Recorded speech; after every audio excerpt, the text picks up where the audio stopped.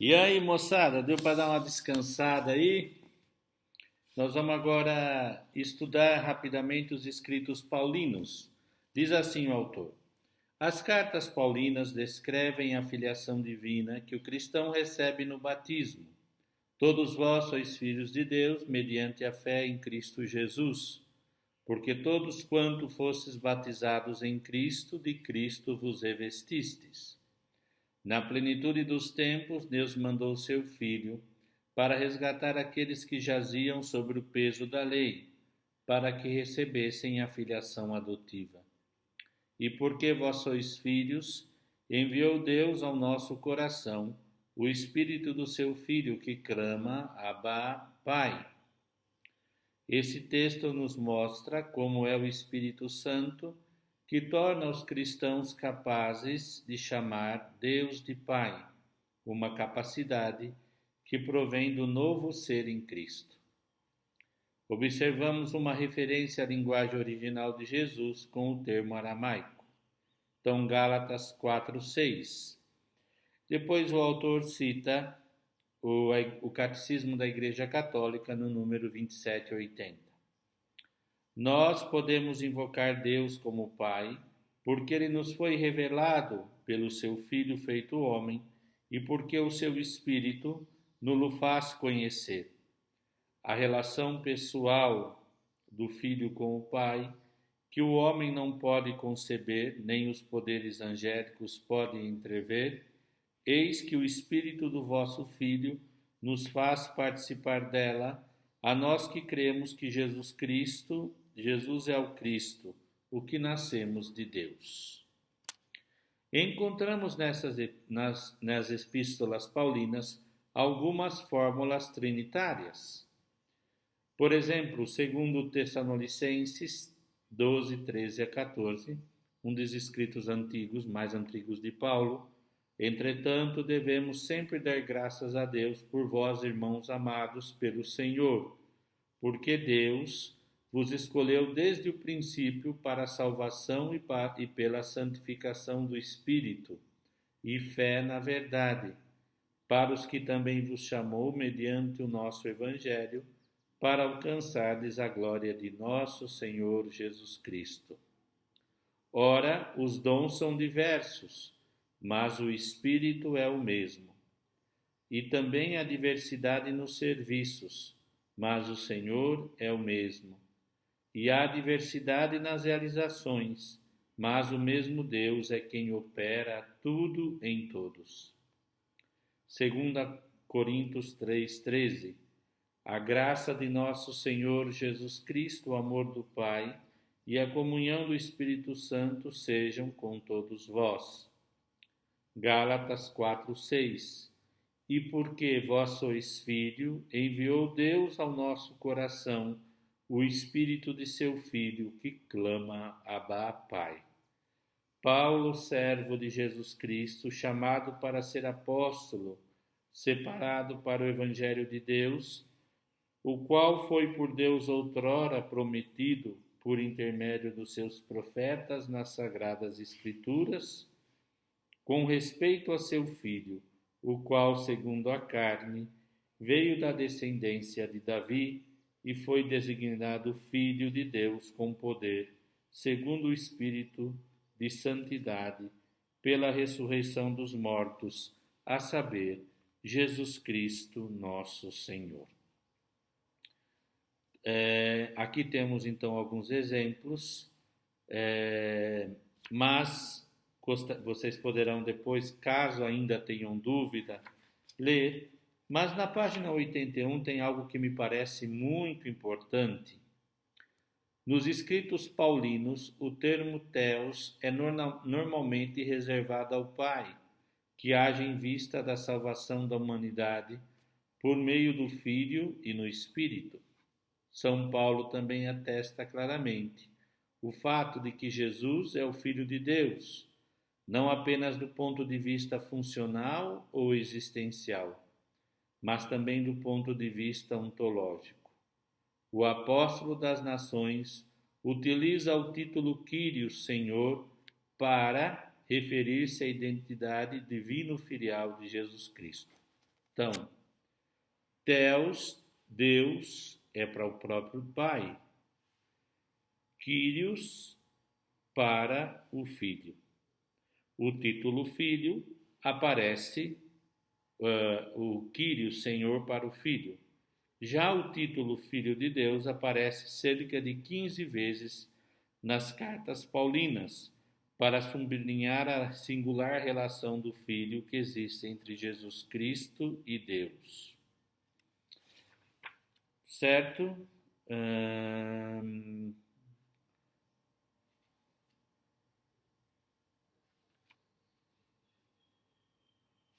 Isso seriam pontos essenciais. Então, vamos ver. Theos, para o Pai. Deus, Pai. Filho, Senhor, Kyrios. Agora vamos ver como Paulo fala do Espírito Santo. Nas cartas de São Paulo, encontramos pela primeira vez uma teologia que reflete profundamente sobre o Espírito. O Espírito Santo é Deus que doa a sua vida aos homens. Ele pertence à essência íntima de Deus. Ele provém de Deus com o escopo de transformar a vida dos homens que creem. Muito importante é o segundo capítulo da primeira carta de São Paulo aos Coríntios. 1 de Coríntios 2, 9 e 12. E como está escrito, coisas que os olhos não viram, nem os ouvidos ouviram, nem o coração humano imaginou. Tais são os bens que Deus tem preparado para aqueles que o amam. Todavia, Deus nos revelou pelo seu Espírito, porque o Espírito penetra tudo, mesmo as profundezas de Deus. Pois quem conhece as coisas que há no homem, senão o Espírito do homem que reside nele? Assim também as coisas de Deus, ninguém as conhece, senão o Espírito do homem que nele reside. Assim também as coisas de Deus, ninguém conhece, senão o Espírito de Deus. Ora, nós não recebemos o Espírito do mundo, mas sim o Espírito que vem de Deus. Esse texto nos diz algumas coisas importantes sobre o Espírito, comparando ao Espírito Santo ao Espírito do homem. Paulo nos diz que o Espírito Santo pertence à essência divina. O apóstolo diz que o Espírito conhece tudo, até os mistérios mais íntimos de Deus. Diz que o Espírito provém de Deus, origem da missão do Espírito. O Espírito que vem de Deus leva os cristãos ao Pai. Ele nos faz exclamar, Abba, Pai, quando nos assiste na nossa oração. O Espírito é divino e provém de Deus, mas não se pode esquecer que também existe uma relação profunda entre o Espírito e Cristo. O Espírito é o Espírito do Pai e o Espírito do Filho. Vós, porém, não viveis segundo a carne, mas segundo o Espírito, se realmente o Espírito de Deus habita em vós. Se alguém não possui o Espírito de Cristo, este não é dele. Certa identificação entre o Espírito e Jesus. Esse é um ponto sem importância. Apenas para dizer a relação profunda entre o Pai e o Espírito. O Espírito, em São Paulo, é o dom de Deus por excelência. Ele chama o Espírito de depósito dado aos nossos corações e primícias do cumprimento futuro. 2 textos paulinos revelam como Paulo compreende o Espírito Santo como uma pessoa da Trindade. A graça do Senhor Jesus Cristo, o amor do Pai e a comunhão do Espírito Santo estejam com todos. E há diversidade de dons, mas um só Espírito. Os ministérios são diversos, mas um é só o Senhor. Quer dizer, esses dois textos revelam que o Espírito Santo é uma pessoa, não é uma força, não é uma emanação de Deus. Um texto da carta aos Efésios. Guardem, Efésios 2,18 diz: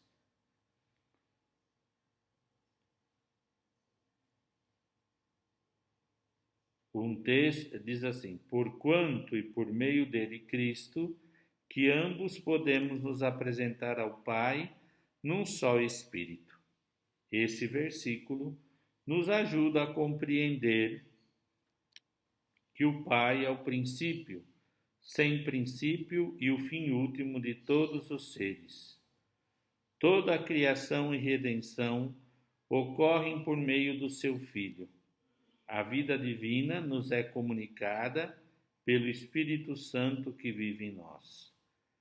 Ao Pai, através do Espírito, através do Filho no Espírito.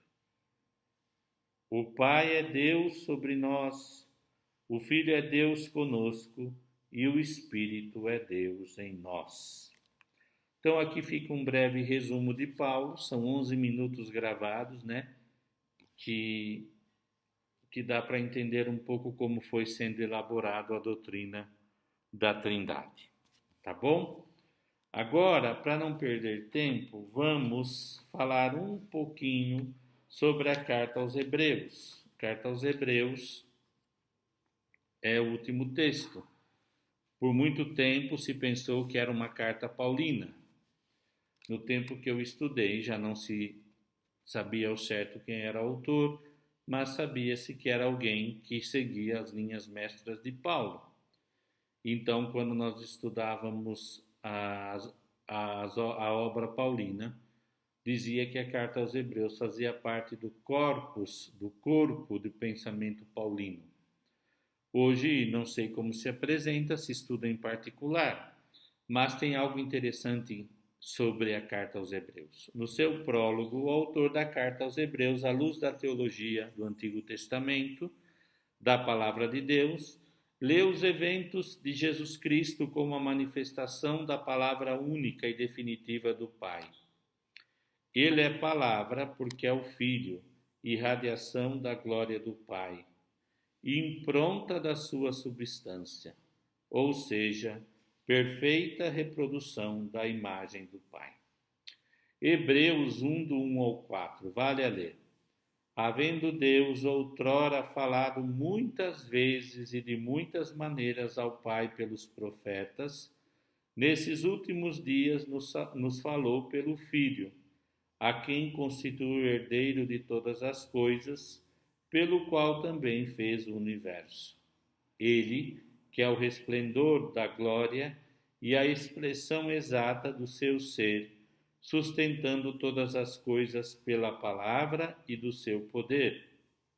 Depois de ter feito a purificação dos pecados, assentou-se à direita da majestade nas alturas, tendo se tornado tão superior aos anjos, quanto herdou mais excelente nome do que eles. Segundo Piero Coda, pode-se deduzir do texto que Jesus, embora distinto, é igual no que concerne ao ser e à glória do Pai.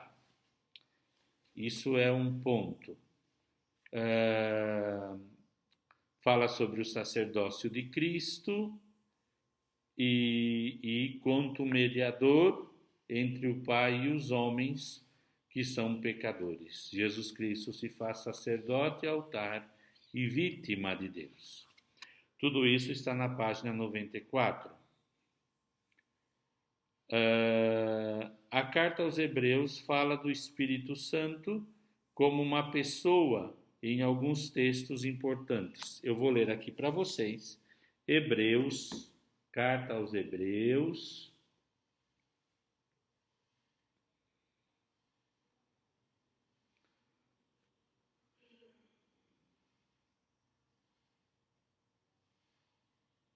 3, 7. Por isso escutemos o que diz o Espírito Santo. Hoje, se vocês ouvem a voz dele, não fiquem de coração endurecido, como no dia da revolta, no dia da tentação no deserto. Depois, Hebreus 9:8.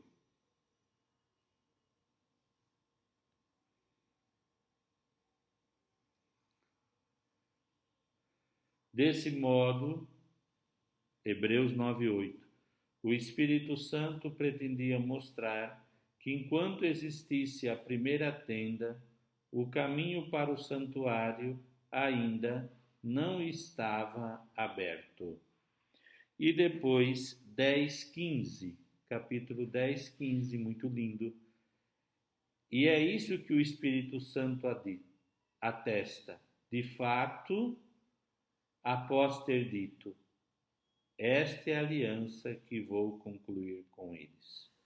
Então, na carta aos Hebreus, além de apresentar Jesus Cristo como sumo eterno sacerdote, que morre por nós sendo sacerdote, altar e vítima, o Espírito Santo é uma pessoa que fala. O Espírito Santo não é uma ideia, é uma pessoa, é ele que diz. E assim terminamos a carta aos Hebreus. Vocês vão ver também que tem 2 adendos, inclusive para Trindade Noturna. Eu pedi que o trabalho para o dia 27 de abril, é 27, é isso? Isso, Pamela, dia 27, sim. Será sobre, vamos ver se é isso mesmo. Cabecinha.